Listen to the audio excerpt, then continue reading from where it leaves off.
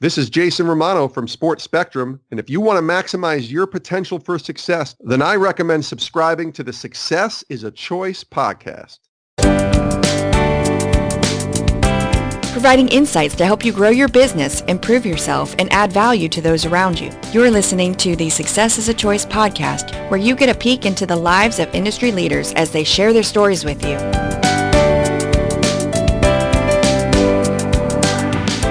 Welcome to Success is a Choice podcast. I'm your host, Jamy Bechler.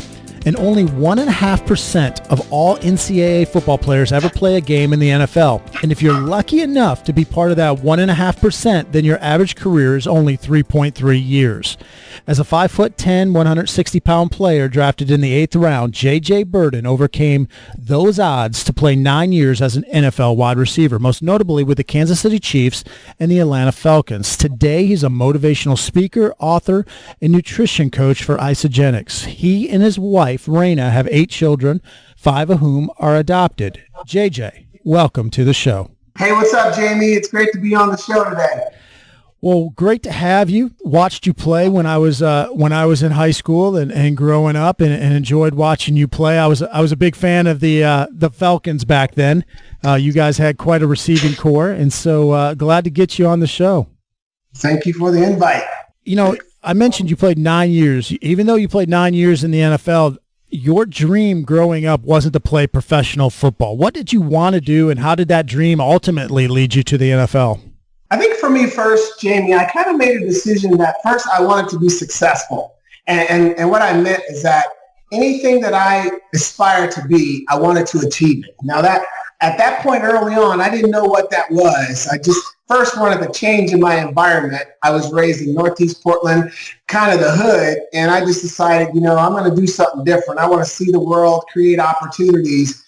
And that's what I aim to do. And then as I continued on in school and athletics, track and field is what really became my passion. I've always been gifted with the talent of speed, and I'm also gifted with the talent of hard work, and always was willing to work hard. And I was able to get to the University of Oregon on a track scholarship. So that was really the path. It was to graduate from college. I qualified for the 1988 Olympic trials. And that was where I was headed, and all of a sudden I was throwing a curveball. So I was on my way to the 1988 Olympic trials, and I did play football at Oregon. It was really more about seeing if I could prove everybody wrong, because they said I was too small coming out of college. And so I kind of always had this plan that at some point I was going to walk on. And after begging the coach my second year at Oregon, he finally let me walk on. And I ended up making the team and played 4 years of college football. Didn't have a great statistical career, but I was invited to the NFL Combine, which Jamie at the time, I had no idea what the Combine was. And I remember going there and being around all these great players like, Tim Brown and Sterling Sharp and, all these great wide receivers. And so I go through the Combine and then I head back to home or to school, and to my surprise, I get drafted by the Cleveland Browns in the 8th round. So I was a 216th pick in the 8th round. When you look at the draft today, they don't have 8 rounds anymore. So I was a long shot. But my curiosity, struck me enough to where when they invited me to Cleveland to come to the 3-day mini camp, I thought I would just go check it out, see what the NFL is all about, come back home, finish school, go to Pac-10s, go to Nationals, go to the Olympic trials. But the third practice in Cleveland, I tore up my ACL ligament. And when that happened, that's when the plans changed. And it's one of the things I try to teach the people that, it's good to have a plan. No matter what you're going after, you want to have a plan, but be prepared for the curveball when you got to call an audible. And that's basically what I did, where my attention went now towards the NFL. And that turned into a 9-year NFL career. A little bit unexpected, but sometimes when you work hard and you stay focused, opportunities present themselves, and that's what I went after. Well, and you wrote a book, a best-selling book called When Opportunity Knocks, 8 Surefire Ways to Take Advantage. You have a great story. I love you sharing that story. I imagine that's why you wrote the book. You wanted to kind of share that. Walk us through that process of when you decided to write that book and what you really wanted to tell the readers. Yeah, you raise a valid point. It was during that journey, because my journey, it was high school, it was college, it was the NFL, but there were so many challenges and so many setbacks and so many roadblocks. And during my journey, I would see people quit for, just small little obstacles to me. They would quit in high school. They would quit on their dreams in college. And someone make it to the NFL and get cut by one team or get a knee injury and quit. But I kept going. I mean, I had 2 knee injuries during my NFL career. I got rejected by 4 or 5 teams. But when you want something bad enough, the process to get there should not be a challenge. And to me, they were just small roadblocks onto the ultimate goal. And so as I kind of review my journey, and then when I made the transition to life after football, because I've seen athletes struggle with making that transition once their career is over. And I was always planning for life after football, so I created more opportunities for myself. Nobody gave it to me. I had to go out and create them and attack them. And as I started kind of reviewing my journey, I just thought, look at all the opportunities I have taken advantage of, and review all the people you've met along your journey who've missed out on opportunities or who didn't recognize their opportunities, or some who got the opportunity, but they didn't know how to maximize. They didn't know how to win.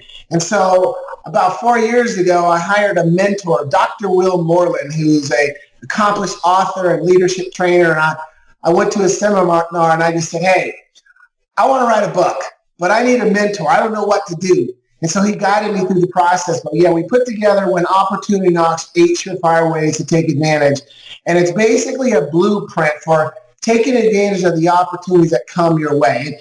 And when I say opportunities, Jamie, it's really another way of saying, going after your goals, your dreams, your vision, whatever it is that you aspire to accomplish and be. And so I'm very proud of it because I've had a lot of great feedback because I wrote it for everyone, young, old, male, female. There's always something we want. And if I can give you a little guidance on how to achieve it, then I've accomplished my goal there. Well, and that's great because, we don't even have to be an NFL athlete. We don't have to be a high-level athlete whatsoever to still take advantage of opportunities that come our way. And a lot of times, we'll see on social media or we'll talk to our friends or our family and we'll poo-poo the things that are going on in our lives, but we're so focused on those negatives that we're not even seeing the opportunities that do come our way, so we're not even ready to take advantage of that. We're not prepared. Yeah, I agree with you. And I always try to emphasize the point of mindset to people because I've always tried to be a positive person. One of my mentors growing up, a trainer named Von Ray Johnson, he trained me in high school and college and even in the offseason in the NFL. And he would always say to me, stay positive, JJ, stay positive. And it used to annoy me at first. But as I got older, I realized why he was saying it, because there were so many negative influences and so many different challenges I was dealing with and would deal with. And he wanted me to stay positive. And because when you have a positive mindset, you see the bright side of everything. Nothing really takes you down or lowers your drive or your spirit, because you see the bright side of everything. Because every day you wake up, it's a new day. It's a new day to be better than you were the day before. You take your obstacles and your setbacks and you turn them into blessings in disguise. I mean, for instance, when I tore up my ACL in the Cleveland Browns minicamp, this was the first time, Jamie, I really had a serious injury. I kind of had that Superman complex for years that I could never be hurt, but that was my first serious injury and serious setback. And I remember crying in the locker room in the Cleveland Browns treatment center, but then I snapped out of it and I said, you know what, JJ?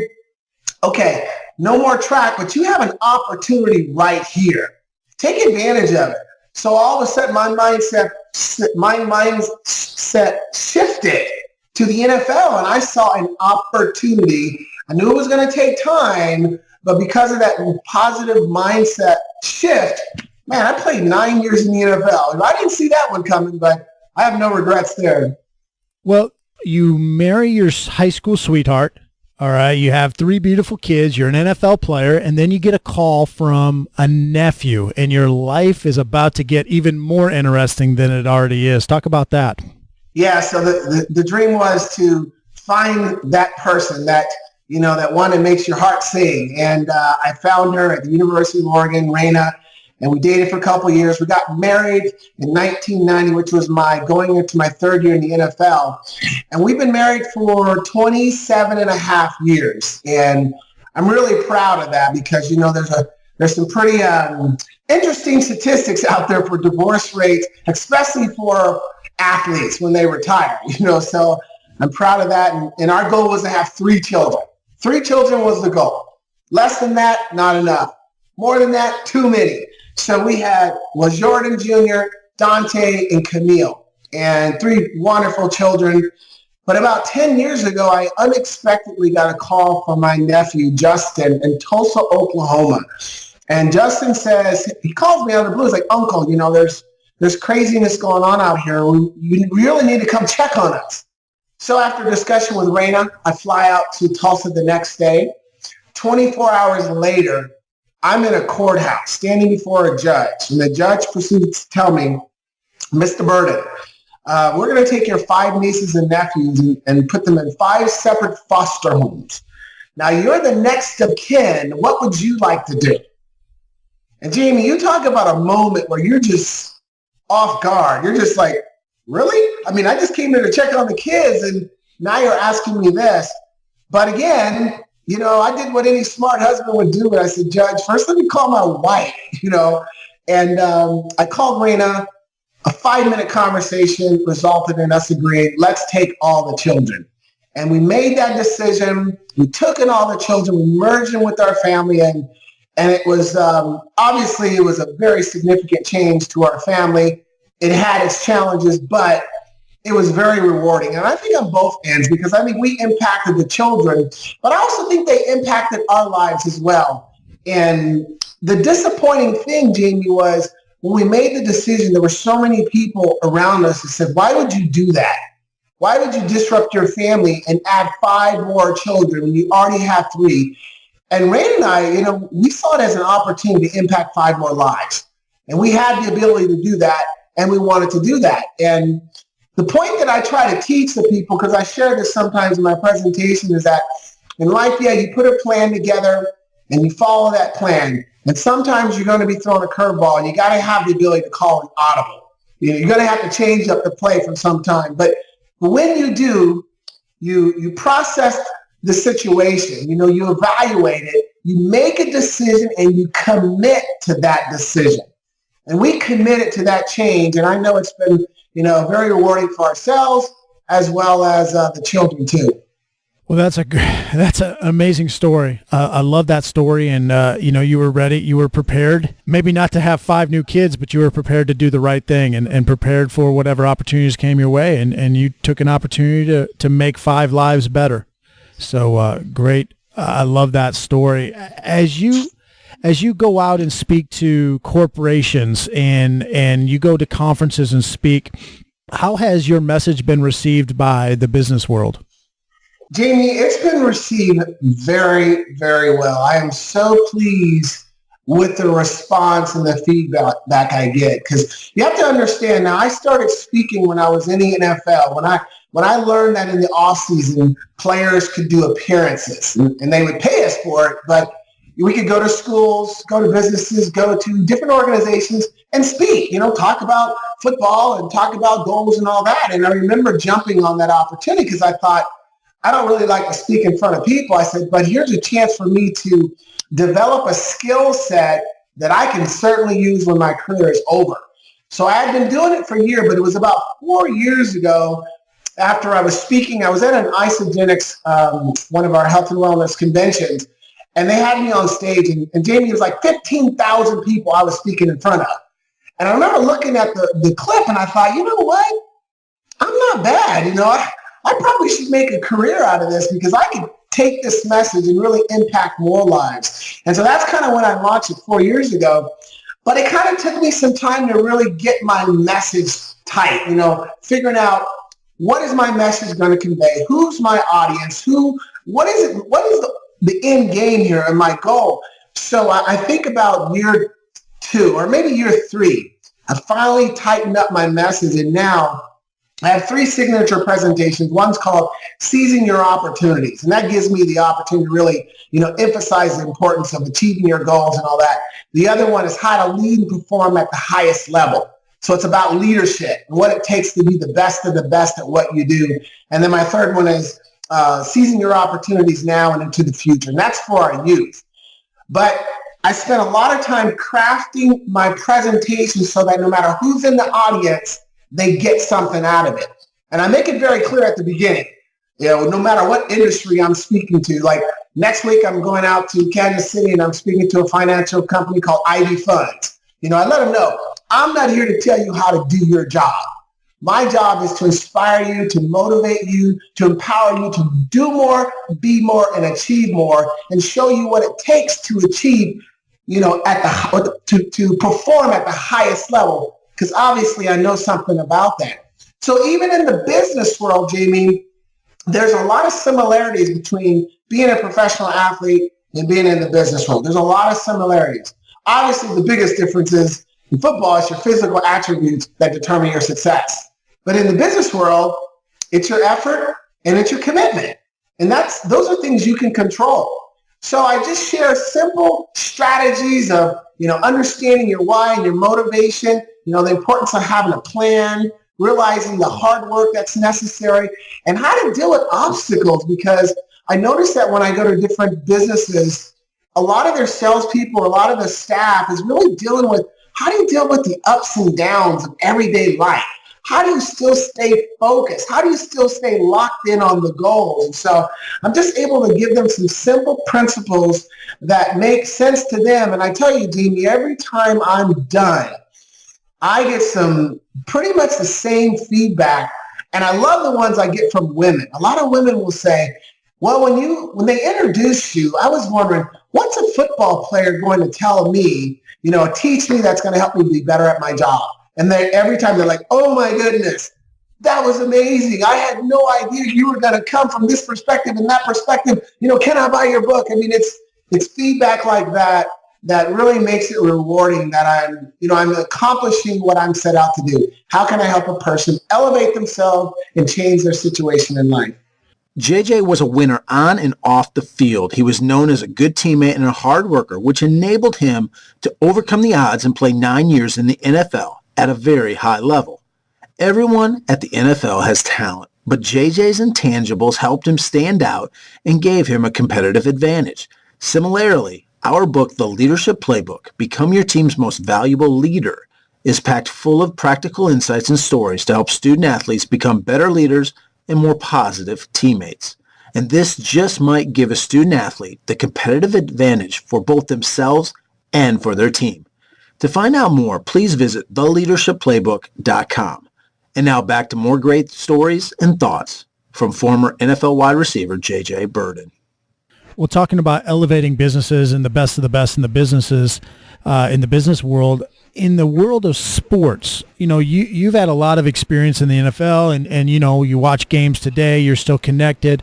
What makes the best of the best? Why are the Patriots championship contenders every year when other teams seemingly are always picking at the top of the draft? Good question. I think it starts with people have to understand the reality of professional sports, especially football. Everybody's a great athlete. Everyone has talent. Everyone has been an All-American and all this and all that. So there's a lot of, there's a lot of, basically everyone's equal from an athletic standpoint. So if you realize that first, you're at the highest level. Everybody's great.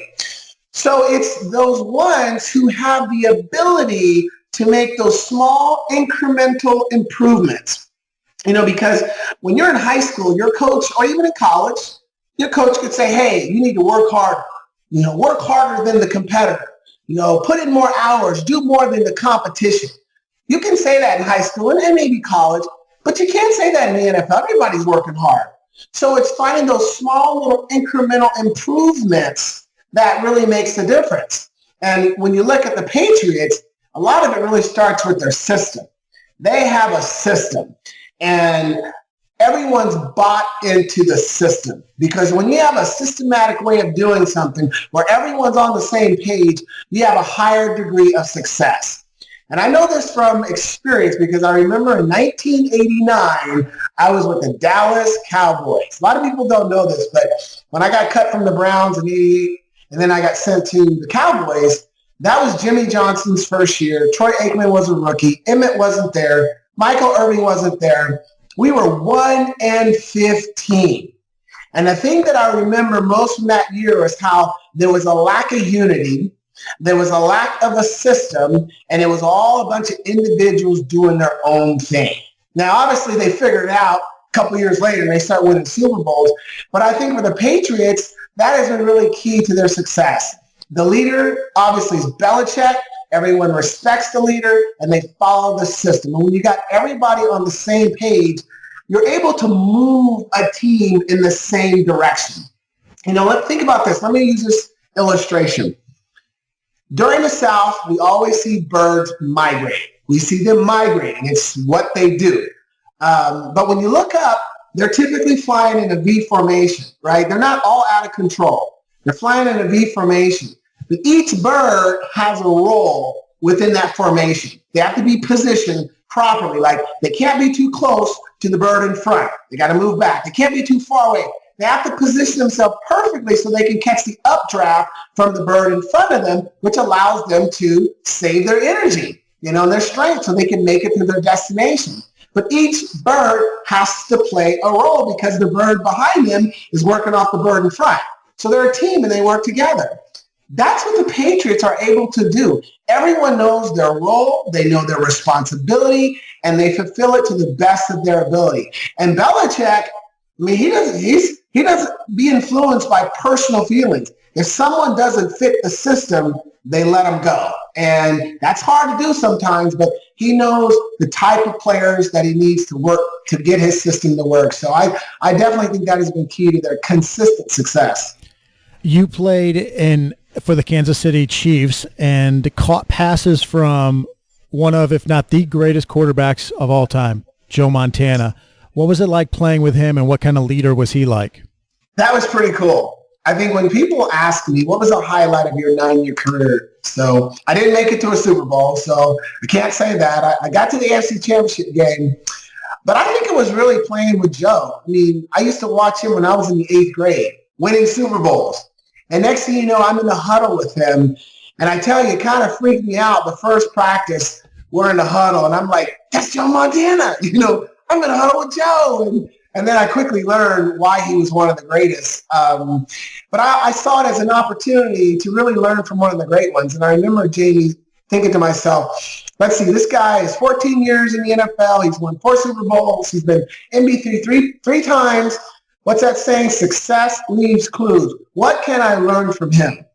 And I certainly learned some valuable lessons from him. And I even wrote a blog on it. And whoever's listening, I share on my Birden report, my newsletter, my website, my 8 top takeaways I learned from playing with Joe Montana. But I'll give you a couple of them. One was his preparation. I was so impressed with how he prepared. Because when he joined us, he's going into his 15th year. Paul Hackett, the San Francisco 49ers offensive coordinator, now becomes our coordinator, so he already knew the system. But I was so impressed how many hours he would spend studying the formations. And I remember asking him, Joe, don't you know this offense? And he would say, yes, I do, but I like to memorize as much of the plays as I can so that they only have to give me half of the play from the sideline. I can quickly give it to you guys, and it gives us like 15 more seconds where we can leave the huddle and I can see the defense. And so I thought, man, if this guy is going to prepare and study this late in his career, then I'm going to do the same thing. And I also appreciate his how methodical and precise he was. And I mean that from a quarterback standpoint, where you throw the ball and how you throw the ball really makes a difference for a wide receiver. And I can recall my very first practice with him, I'm running an X hook route. It's 12 yards, you turn around. And I take off up the field, about 10 yards, he hits me in the back of the head. And I'm like, hey, what's the deal? I've run hook route my whole life. He goes, come here, kid. He goes, I've already read the defense. I've scanned. I know where the hole is. So I'm throwing it to an area before you get your head around. So you need to turn your head around faster. And I thought, wow, no quarterback has ever told me that, because most quarterbacks will stare at you and then throw you the ball. When they look at you, it allows the defense to converge on you. Well, Joe would look to the right and then all of a sudden throw left. But it was his precision and his painstaking attention to the detail. And then I would just say one more thing was just his overall leadership. I mean, he was a leader. And he wasn't a vocal leader. You know, you have your vocal leaders. He was more of a silent leader. He led by example. He led from the front. But he knew when he needed to be vocal. And I can recall playing a Monday night game in Denver. We're going against the Denver Broncos, and they defeated us, I don't know how many years in a row, with Elway and his last-second heroics. But this time, we had the ball last with a minute and a half. And I remember thinking to myself, like, oh, my goodness, I've been in this situation 5 years. We always lose. But here comes Joe. He comes bouncing into the huddle. And he's as positive as can be. He's like, okay, guys, we got a minute and a half left. It's cold out here. Let's get down this field, get this victory, and get out of here. And it was just the way he said it, his positiveness and just his assertiveness. He just like, you know, it was so contagious that right away we knew we're going to win this game. And Joe's going to lead us. And we marched down the field, won the game, and got out of there, you know. So definitely a leader who certainly led by example. Well, you said that you didn't win a Super Bowl, but you did win a national championship in college, and you're in the Oregon Hall of Fame, Oregon Athletic Hall of Fame. But you were with quite the program. We talked about the Patriots and programs, but the Oregon track team, I mean, that's known as Tracktown USA. Steve Prefontaine, that's where Nike was started. What was it like to play or to run for such a high-powered tradition program? Yeah, that was pretty awesome. Like you said, Tracktown USA, and even when I was running there, track was already so big there. Now it's even gotten bigger there, and it makes me more proud to know that I was a part of that program. But, you know, it was a privilege because for me, I was looking for two things when I was being recruited. One is I wanted a strong track program. So obviously Oregon was the place to go. But to my surprise, when I was being recruited in track, I would always ask the coach, what do you think about me trying football one year? And as all the Pac-10 schools were recruiting me, Oregon was the only one who said, you come run for us and we'll do our best to help you get a chance to walk on the second year. So that really opened up the opportunity for me. I got to go to Oregon. Not only do they have a great track program, these guys support my effort one year of trying football. So, but to be a part of that program, and then my freshman year, you know, we win the national championship. I mean, that was pretty cool, running with some guys like Joaquin Cruz, who's an Olympian, and just great track tradition. And it's so funny now, Jamie, because as much as I love football, I love track and field. I'm always recording the track meets. I watch them all the time. I mean, I still love track over football to this day. Did you ever get caught from behind as a wide receiver? Ooh, that's a good question. I told you I wouldn't ask you tough ones, but I lied. You know, that's a good question because, you know, I was known for my world-class speed. I ran a 4.3, blah, blah, all that other stuff. But there was one time I got caught from behind, never in the NFL, never in high school, but I found the clip about 7 months ago on YouTube. It's we were playing UCLA, and I caught this quick little, you know, pass. I got hit, and then I took off, and I still remember the guy. Dennis Price ran me down. And you know what's interesting about that? That moment there is the reason why I was drafted so late. That was the play that scouts always ask me about. They say, you're supposed to be known as a track athlete with world-class speed. How did this guy run you down? And it's really interesting because, you know, as athletes, you can always kind of reflect on a certain moment when your career went in one direction or another direction. But that play was the one that everybody talked about when I was being looked at by the scouts. But, who knew still I'd play 9 years in the NFL. But that's a great story, and it illustrates something. I always talk to my athletes, and when I go and speak to teams now, I'll talk about the the bad players remember the good things they do, and the good players remember the bad things that they do. So, for instance, someone that never hustles will remember the one time they got the loose ball. So that's a great thing, that you can remember the one time you got run down, as opposed to the one time you juked someone or did a great move. That's a great point. Because one of the things, and I agree with you, because I always try to teach when you have a setback or you get a no or you deal with rejection or something goes wrong, don't point the finger. What can you learn from it? How can you get better? Because when I looked at that play, I analyzed it. Now, I could make the excuse. I got hit first, and then I had to take off, and then Price was already in a full sprint, and then I had to take off. But instead, I watched how I ran. And when the way I was running on that, I was running really tight. I kept looking back at him. As a track guy, you're supposed to loosen your face and head forward and go. But because of that play, every time I got open in the NFL, I ran more relaxed. I let my face go, and I got focused on my form. And that was one of the reasons why I never got ran down, because you run much faster when you're relaxed and you're not worrying about who's behind you. So I certainly learned from that. And like you said, there's opportunities to learn from those mistakes. And I definitely learned from that one.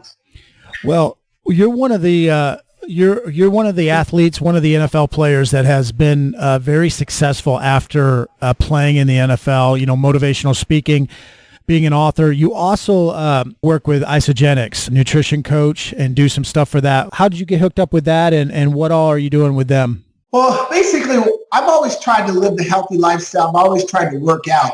And I remember in 1997, when I had my second ACL knee surgery, the doctor told me that, hey, JJ, if you continue to work out, stay active, eat healthy, he said, you could delay having knee replacement surgery. He said, so don't stop doing what you're doing. So I continued to work out, and I've tried to stay active. But about 5-6 years ago, I noticed my body wasn't responding to the workouts like it had earlier. And I knew it was time to get serious about my nutrition. And I tried to, make 5 healthy meals a day and, be as disciplined then. But it was time consuming. It was expensive, and it was just stressful. So I said, there's got to be a way to supplement. If I can find some good supplements, some good condensed, nutrition, and mix it with good food, then I got it. And so I looked at quite a few health and wellness products out there, and I was really impressed with Isagenix as I researched them, and I liked how their products were clean and natural. They use no artificial anything. I'm allergic to wheat, so their products were gluten-free. And so I started, testing out their system, their products and systems. And 4 years later, I'm still on it, and I feel great, and it's allowing me to stay active and kind of get the good nutrition. So because of the results I've had, I have so many people asking me, at 52, man, you look good. What are you doing? Here's the nutrition I take. So I try to help people, whatever the solution they're looking for, whether it's weight loss, to improve their energy, their performance, or just healthy aging. I show them how Isagenix has the right products and right solutions to help them achieve those goals. So I am basically a product of the product. I'm a walking billboard now. I will make sure we put that in the show notes so that people can check that out. Always looking for ways to be better and to be more healthy. And speaking of ways to be better, how would you have liked to play for Oregon now with all the resources and all the facilities and all the massive Nike money they have with their football program now? Oh, man, I would have loved to play for Oregon right now, because I'm a Nike kid. I've always adored that company. I'm from Portland. I know the story. When I was in high school, I qualified for the national track meet in Chicago. Nike sent me a pair of shoes to congratulate me. And I was hooked after that, and when I was at Oregon, I was sponsored by them and also in the NFL. But now to see the resources available to the players and the facility and I would have loved that, because one, I love the train. I'm one of those guys who loves to work out. I mean, what did I do before this call? I was at the gym. I love working out. I love practicing. That's where you get better. And Oregon's got the top-notch facility. But I love, Deion Sanders used to always say, if you look good, you feel good, and you play well. And I love the gears and the, the apparel and the outfits that the Nike athletes wear. I would have loved to come in every Sunday or Saturday, game day, just to see what outfit, what uniform am I going to wear today? I mean, I would absolutely love that. Well, Deion liked to look good, but did you ever make him look bad? Oh, my goodness. Unfortunately, I can't say that I did. I almost did. I mean, Deion was by far the best defensive back I ever went against. He was by far the best. And I went against a lot of the great ones. But Deion just had an athletic ability that was just on a whole nother level. I mean, playing against Deion, I could tell he was faster than me. And there wasn't many DBs that were as fast as me, but I knew he was. And I can recall studying when I was in Atlanta. We're playing the Cowboys, and I remember studying all his game film, trying to find a weakness. Because every player has a weakness. They have a tendency. And I remember studying all his film, and I finally found one, because Deion is very fast. He plays high over the top. He doesn't want you to beat him outside. So I came up with this release. This is how I was going to get off the ball. I would start outside and come underneath. And I said, when the opportunity comes, they call the play, I'm going to do that. And I can recall we drove down the field. We're on the 3-yard line, and it's third down. So we're on the 3-yard line. It's third down, and they call X slant. That's coming to me. And it's me against Deion. I'm like, okay, you've been preparing for this moment. You knew exactly what to do. So they hike the ball. I take 2 steps outside. Deion takes off outside, and I plant, and I go, got him. And I step inside, and I come for the slant, and then Bobby Abor, he doesn't throw it in the first hole, and I'm like, throw the ball. And he finally throws it, and I go up for the catch, and here he comes. I don't know how in the world he recovered. As soon as I went up and caught the ball, he knocked it right out of my hand. And that was the closest I came to scoring a touchdown on Deion. He was just that good. Yeah, even when you got him, you really don't got him. Yeah, exactly. Well, JJ, where can people learn more about you, connect with you online? I would definitely say go to my website, jjbirden.com. That's the hub. You can learn more about me as a speaker, my involvement in Isagenix, or even connect with me through social media. I would encourage everyone, sign up for my newsletter called the Birden Report. I don't release a lot of newsletters. I know there's some people that release them all the time. I usually do once a month, maybe twice, but all the content is positive. It's to help you perform at the next level, step up your performance. So, and I'm all over social media too, Jamie. I'm very active. You just look for JJ Birden. I'm on everything, but I love to connect with people. I love to definitely connect with the fans out there. So yeah, connect with me and drop me a line and say hello. We'll be sure to put those in the show notes. JJ, I know you're busy doing a lot of different things, so thanks so much for joining us, and I appreciate it. Yeah, no, I appreciate you, Jamie, giving me the opportunity to be on here. And to all the listeners, if you want a good read, if you want to be inspired, go pick up my book on my website, When Opportunity Knocks, 8 Surefire Ways to Take Advantage. I love talking with JJ. We could have gone on a lot longer. He has lived such a full life, from the NFL to his Hall of Fame track days to public speaking to his book tour to he and his wife raising 8 kids. Wow. I imagine that you enjoyed that episode as much as I did, and if so, please help share it with others by leaving a 5-star review on iTunes. Ratings and reviews are the lifeblood of a podcast, and it's one of the best ways to help others find not only this podcast with JJ Birden, but other podcasts as well. Thanks so much, and until next time, remember that success is a choice. What choice will you make today?